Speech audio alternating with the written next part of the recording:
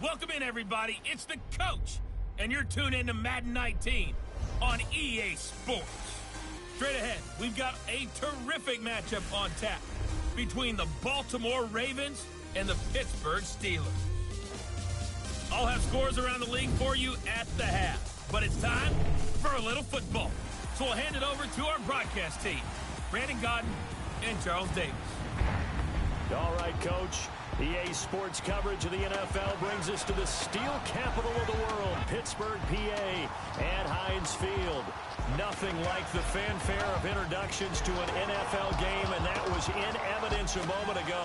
Fireworks, pyrotechnics, you name it, this crowd is ready as their guys get set to match up between the Baltimore Ravens and the Pittsburgh Steelers. With Charles Davis, I'm Brandon Gaudin. Charles, we look at this Steeler ball club entering play. The beat goes on, doesn't it? A perfect 10-0 to start the campaign. And it's a good locker room to be in, too. Guys don't show up on game day hoping to win. They expect to win. And so far, they've yet to have a letdown. Meanwhile, for the visiting Ravens, they're hot as can be. Winners of 8 of their last 9 games. I don't know if you'd call this start a surprise exactly, but they've proven that they're going to be able to stand toe-to-toe with anybody.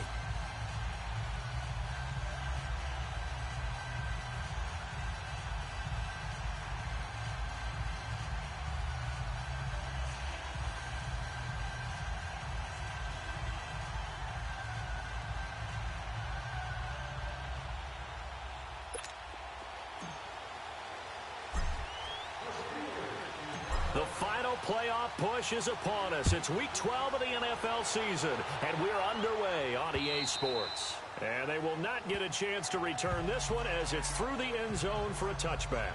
So now the Ravens getting ready for their first go on offense. And a glance here at the man calling the plays under center, their 6'4" quarterback. What I enjoyed this week is that you asked to talk to his offensive center. before the game and find out a little bit more about him and what the relationship is. And that was a pretty positive story, wasn't it? Yeah, and really what I took away from that is just how it has permeated throughout the entire offensive line, the relationship they've had. It's really a group that's in sync. They care about him. That's the thing. They really care. And when you care that much, you're going to play that much harder for him and give him a better chance to lead the team to wins. They go play action here on first down. And the Steeler pressure too much here. He's going down. Well, we knew coming in it was going to be a long afternoon if they weren't able to hold up against this pass rush, huh? What we didn't know was that protection was going to spring a leak on the first play from scrimmage. Got after him right out of the gate. Now, following the sack, they'll look to make amends on a second down and 17.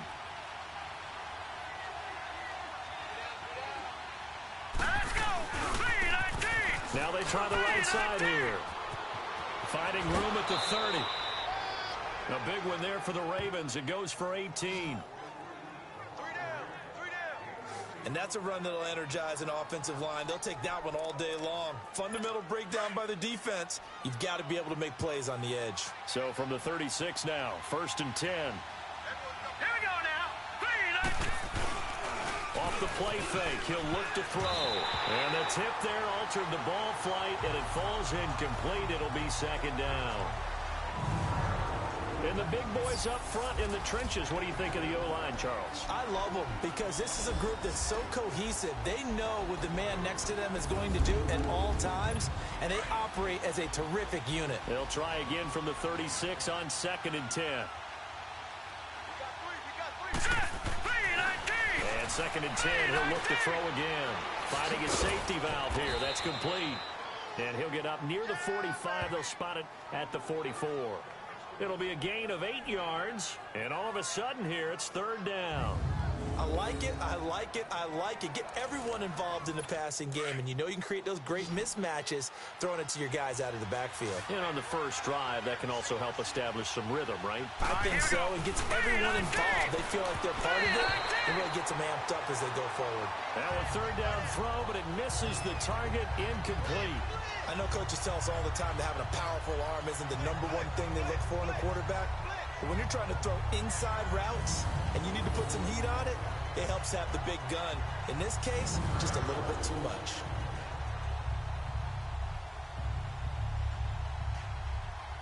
So on 4th down, here's Johnny Hecker to punt it away.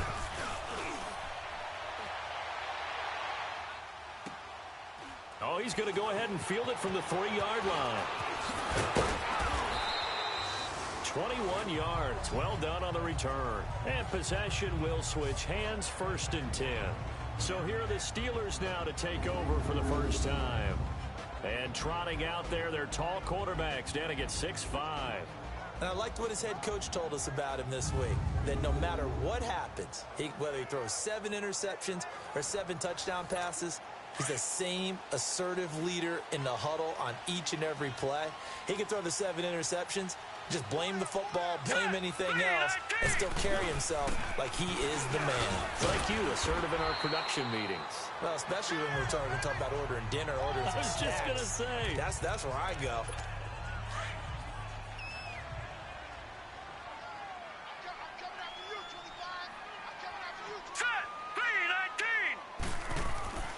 He'll drop to throw. Firing quickly here, and that's complete. And he'll bring it up here to right at the 40-yard line. It's a 9-yard gain, and it keeps the drive moving. One thing you're hoping for when you run drag routes, you're able to hit a receiver in stride, and he can pick up a lot of yardage after the catch. But in this situation, the defense was effective, able to stop him before he could get a good head of steam going. They'll run on 1st down. Parker. And he takes this up right near the 45-yard line. Call it a gain of 4 on 1st, and that'll make it 2nd down. And the Buffet boys, the O-line, hopefully they're ready today. Listen, you got to feed them first. But if you do, you usually get a great product out on the field. And when they play well, the quarterback can't wait to feed them afterwards.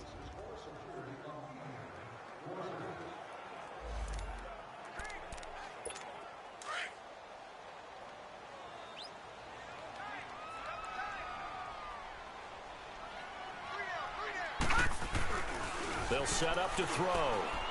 And it's a short one here, complete to his tight end. And he'll get it into enemy territory just across midfield at the 49. First connection there of the afternoon for those two, and it's good for a first down. When an offense reads blitz, doesn't matter where it's coming from, tight ends know that they become a big part of the passing game because they should be an easy outlet when all those extra bodies are trying to get to the quarterback. A hot route, so to speak. And he's corralled, but not before getting it inside the 35. The Steelers picking up 15 yards there and a first down. You were telling me this yesterday. This is exactly what they want to do on the opening drive, establish the ground game. Yeah, remember our conversation? We were talking about what one of the GMs in the league has told me repeatedly. It's a big man's game, and it's not necessarily size. He's talking about playing some big boy football. Line up, get leverage, knock people back, and establish the run early. Now, meanwhile, a pass that should have been intercepted, but it winds up falling incomplete. Now the starters on the defensive side of the ball for the Ravens. They were terrific last week in the win over Denver. And all defensive teams that I know talk about creating turnovers. Takeaways, they call them. And anytime you can get 2 or more in a game, you've had a really, really good performance.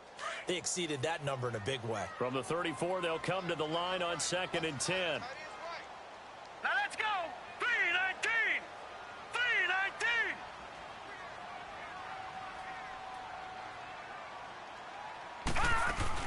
On 2nd down, Parker. Pretty good running there, 9 yards. Sets up a 3rd and 1. That was another good run, and he's having an excellent day. And right now, I don't think his team could have any more confidence in handing him the football. Set. Green 39. Green 39. They'll look to throw for it on 3rd and 1. And he will find his man on the outside. And he gets this down to the 18. Good enough for a first down. That one good for 7 as this long drive continues and the chains move again. That was a route run not just with dexterity, but with intelligence. Found the hole in the zone, made sure the quarterback saw him, and was able to make the sure catch and flip the down marker back to 1. That's going to be caught at the 10-yard line. Give him 9 there on the first down completion. You can see the time and effort and thought that they put into their passing game because it was evident right there. It looks like a simple pitch and catch, but you and I both know that they have planned for this and worked hard to make it happen. Back with Charles Davis, Brandon Gaudin. It's Steeler football to begin quarter number 2. They're looking at a 2nd and short yardage to start things out.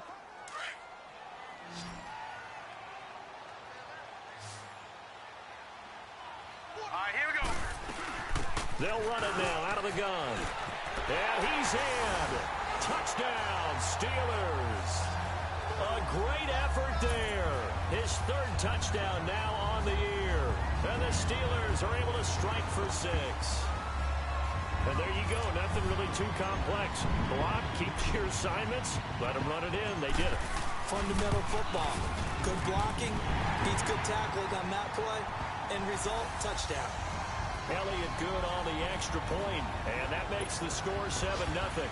A 10-play drive that time, and a 9-yard run on the end of it. Elliott now to kick this one away. This will be taken in at the 1. And he'll get across the 20 before he's brought down at about the 23-yard line. And now Baltimore gets set to take the field. And, Charles, if the season ended today, and it's not going to, we still have December left. More football. We're only in November. But they would be a wild card team. And that's great. They'd be in the playoffs, but you know they're trying to bump up to be one of those division leaders. That guarantees you at least one home game in the playoffs, and that's what you're really seeking. But there also isn't much margin for error for this team, right? Because right where they're sitting, a 2-game losing streak could have them out of the playoffs, so they've got to make sure they continue to keep the momentum going. Absolutely. There's some sharks smelling blood in the water behind them. Wide open receiver complete. And they get him down, but not before he takes it across the 40-yard line. 50 catches for him now on the year, and he's got a first down. I think it all came together there. In-breaking route, drove it with excellent pace. Money throw right there to move the sticks.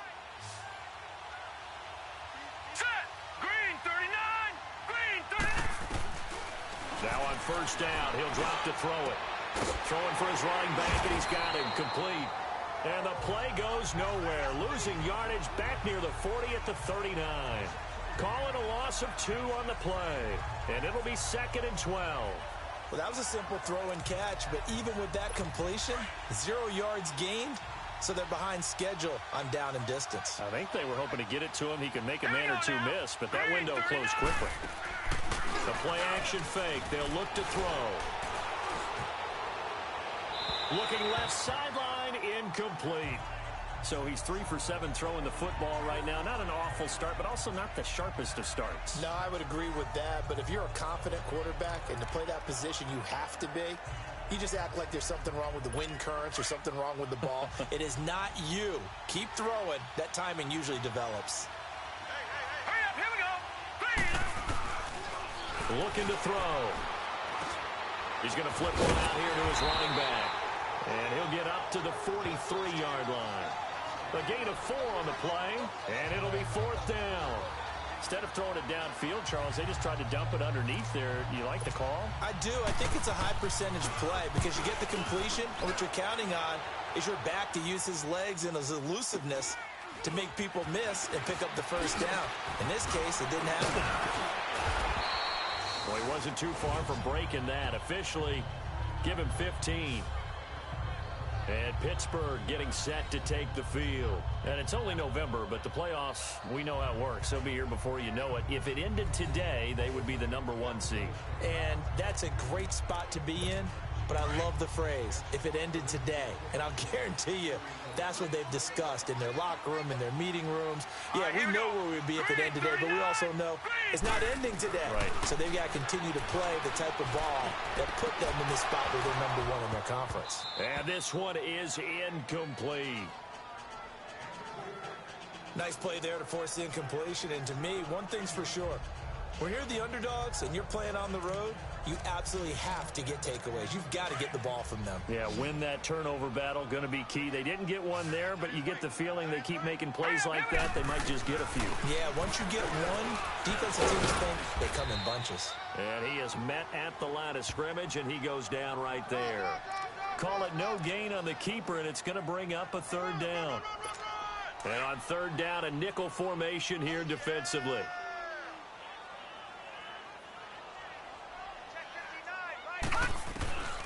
Back to throw.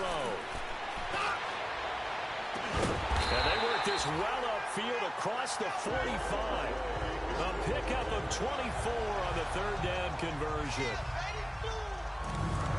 Nice catch right there. Brings to mind the sentence, when in doubt, find your veterans. We used to laugh back in the day when they would call guys like him crafty veterans. You get up in your 30s, you're still playing receiver, but you're around that long at that position, you're doing something right. Just remember this, when he was young, he thought the crafty veteran was simply a guy who couldn't run anymore. Now he understands a little bit better.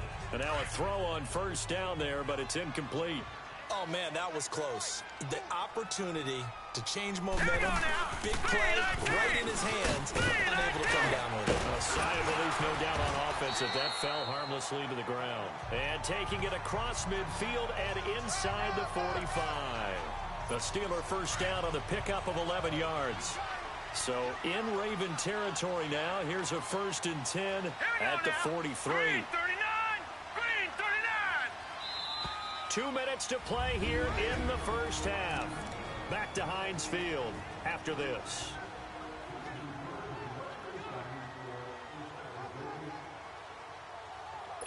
And we'll remind you that coming up at halftime, we'll join Jonathan Coachman and the gang in Orlando. Coach will have stats and scores from the early games going on here around the NFL. On 1st down, he'll drop to throw. Quick hitter here, it's complete. And he'll get it inside the 40 to the 39. That throw good for 4. It's 2nd down. Brandon, perfect defense in this situation would have meant that there was an incompletion. They would have picked it off. Okay, so they gave up the completion. But I really enjoyed watching how the defense stayed in sync, stayed in great communication. And as he dragged across each zone, you see him pointing, communicating. There he is, and they passed him off to each defender. Ended up making a nice play, even though it was complete. And he's taken down inside the 30. Give him 10 yards there as this offense is on a roll. This drive continues to plunge forward.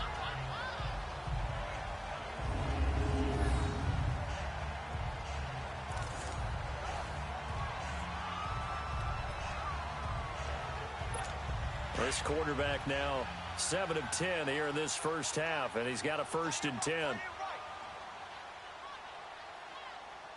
here we go. Blue 90. Blue 90. They'll set up a throw. Got his man complete over the middle. It's Ward. And taking it to the 15-yard line before he's brought down. Back-to-back nice gains. That one for 14 yards and another first. And now the passing game here in the second quarter starting to heat up a little bit. Don't you feel the rhythm starting to happen, right? You see it now. The confidence is starting to rise. I think now's a play caller because that is happening. And he's in. Touchdown, Steelers. As his guys are in for 6. And the Steelers find a way to stretch their lead. And that'll give them a 2-score lead here, but I'm looking ahead. They just want to hold it for the final moments here in the second quarter. They don't want to give up anything on the other side. No, not at all, because if they don't, it almost had the feel of an imposing their will score. And right now, they want to make sure they keep that and carry it into the second half. Elliott good with a PAT, and it's now 14-0. A good drive that time as they go 9 plays in all. And it ends with a Pittsburgh touchdown.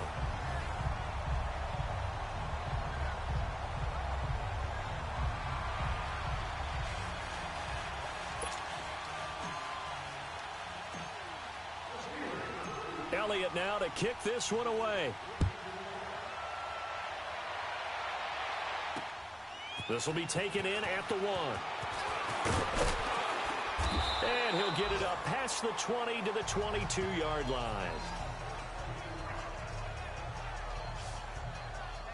And now Baltimore gets set to take the field. And with time quickly fading here in the second quarter, not sure how aggressively, offensively they want to play this.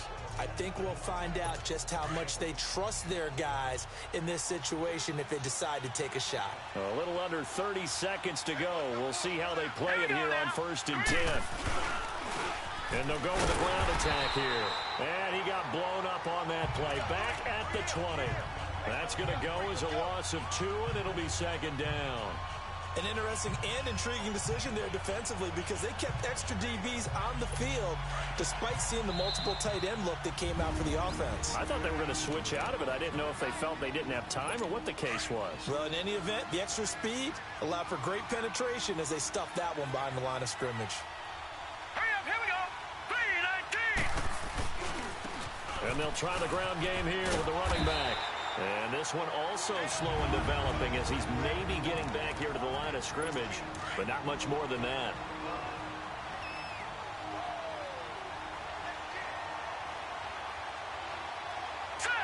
And they take a knee. And they're going to take a timeout defensively. So with 4th down coming up, they go ahead and burn it and say we'll see what happens. Here's Johnny Hacker now as he's on to punt for Pittsburgh. So we reach halftime here in the Steel City with the Steelers on top. As we'll send you down to Orlando, and we check in with Jonathan Coachman for our EA Sports Halftime Report. Coach. Okay, Brandon, bye weeks, they're over. We've once again got a full slate of games to get to as we take you around the NFL here in Week 12. We'll begin our tour up at First Energy Stadium in Cleveland, and it's the Browns who have the lead late in the first half. The Browns trying to finish that one off and claim victory. Next, we go from one Ohio team to the other as we check in with the Bengals at home in Cincinnati. And it's the visiting Minnesota Vikings who are out in front. The Vikes seem to be on their way to what would be a good victory. Finally, we finish at MetLife Stadium to see what's going on with the Jets. And this one going the visitors' way as the Texans have the lead in that one. The Texans still in a dogfight, but this would be a good victory for them if they could get it. Meanwhile, in our game, it's been a back-and-forth first half. Who can put it together in the second half? For the answer, we turn it back over to our broadcast team of Brandon Godden and Charles Davis. All right, Coach, thank you, and we welcome everyone back for quarter number 3.